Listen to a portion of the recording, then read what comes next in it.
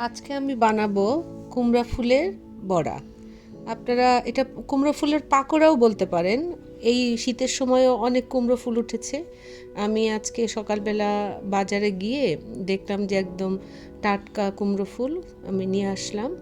নিয়ে এসে ভেজে আজকে সবাই ভাজতে পারে, কিন্তু আমি যেভাবে করি সেটা খুব মানে সাধারণ পদ্ধতিতে আপনাদেরকে আমি কুমড়ো ফুল ভেজে দেখাবো।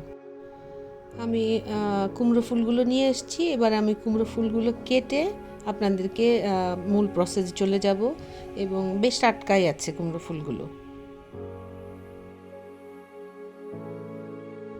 কুমড়ো ফুলটা আমি মানে ভাজার জন্য প্রসেস করে নিচ্ছি। পিছনের ডগাটা আমি এইভাবে খুলে নিব। খুলে নিয়ে এই যে দেখছেন ফুলটা খুলে আমি এইভাবে করে প্রসেস করে নিব। আমি এবার ব্যাটারটা তৈরি করে নিব। ব্যাটার তৈরি করে নেওয়ার জন্যে আমি দিয়ে দিলাম চালের গুঁড়া, তারপরে আমি হলুদের গুঁড়া, লবণ, মরিচের গুঁড়া, এবং আমি চালের গুঁড়ার সাথে 2 চামচ বেসন দিয়ে নিচ্ছি। ব্যাটারটা একটু গ্রেভি বেশি হবে। এরপরে আমি দিয়ে নিব হলো বেকিং সোডা বা বেকিং পাউডার যেটাকে বলে। আপনারা বাজার থেকে কিনে আনা বেকিং পাউডারই দিবেন। আমি লবণ দিয়ে দিলাম।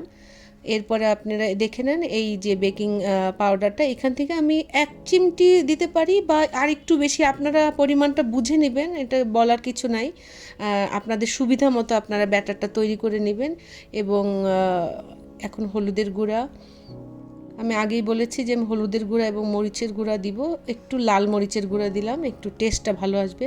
প্রথমে আমি এই নর্মাল উপকরণ যেগুলো দিয়েছি এগুলো একটু মিশিয়ে নিচ্ছি। এরপরে আমি আস্তে আস্তে পানি দিয়ে ব্যাটারটা তৈরি করে নিব।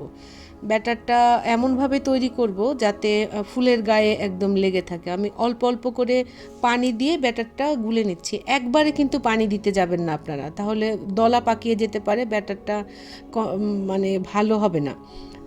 সুন্দর স্মুথ করার জন্য অল্প অল্প করে পানি দিবেন এবং অল্প অল্প করেই এটা গোলাতে থাকবেন। এই যে আমি চামচ দিয়েই গুলিয়ে নিচ্ছি। আপনারা চাইলে হাতও ব্যবহার করতে পারেন। হাতে করলে আরেকটু ভালো হয়। আমি আসলে হাত দিয়েই বেশি স্বাচ্ছন্দ্য বোধ করি, কিন্তু আমি আজকে চামচ দিয়ে। আমি এবার চুলা ধরিয়ে দিলাম। চুলা ধরিয়ে আমি একটি কড়াই বসিয়ে দিয়েছি। কড়াইটা গরম হয়ে এলে আমি সাদা তেল বা সয়াবিন তেল যেটাকে বলে সেই তেল দিয়ে, এই দেখুন ব্যাটারটা কেমন ঘন হয়েছে এবং কালারটা কেমন এসেছে।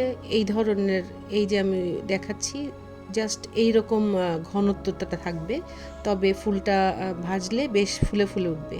আমি কড়াইতে তেল দিয়ে দিলাম। তেলটা মিডিয়াম আঁচে গরম হওয়ার পরে আমি ফুলটা ব্যাটারে ভিজিয়ে দিয়ে দিব, কারণ অনেক বেশি তেল গরম হয়ে গেলে ব্যাটারটা পুড়ে যাবে, কিন্তু ভেতরে কাঁচা থেকে যেতে পারে। আমি আরেকবার নেড়ে নিচ্ছি।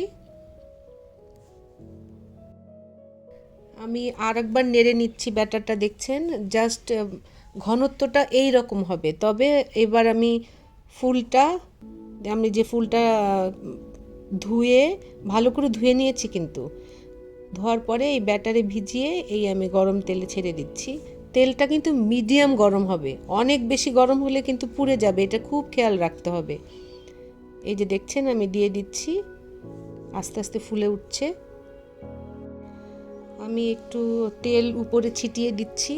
আমি খুন্তির সাহায্যে এবার এটা উল্টে দিব।